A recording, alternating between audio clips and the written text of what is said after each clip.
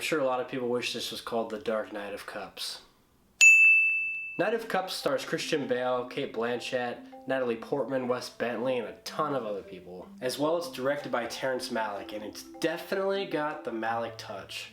What I mean by that, it's got music. Malick films always have beautiful, beautiful music. Allegories, I mean, the films are always just filled with tons of metaphors pertaining to stuff going on in real life. Little details, he pays attention to the smallest details each character conveys. Imagery.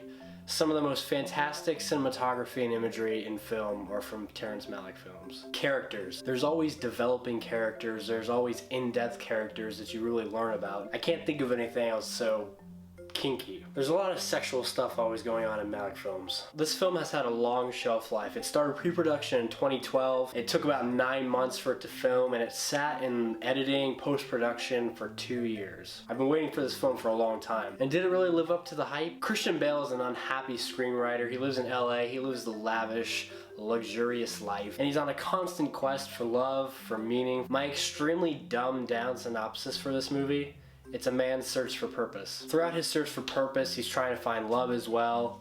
He goes through many different women, which doesn't leave much screen time and character development for those characters. And while I was watching the movie, that's one thing I struggled with. It's like, these characters are not developing. You're not getting to know them. But then halfway through the movie, it kind of hit, okay, he's not having real relationships with these people. He's trying each one out, just trying to find the right one. So he's not going to get to know them. How are we going to get to know them? And that's really the big thing with this film. Malick puts it all out there for you, but it may not exactly be what it seems at first. It may not be as cut and dry. The editing is completely all over the place. You have to pay attention. You have to think for 2 hours. This is not one of those films you're gonna sit there and just kind of mindlessly watch. And I think that's what's gonna be the problem for most people. There were 2 people that walked out in my screening. You have to be prepared for what's gonna be coming. You're gonna be sitting there thinking the whole time. Nothing is spoon-fed to you. The film is split up into different chapters representing different people he meets throughout his journey. Each chapter represents a tarot card.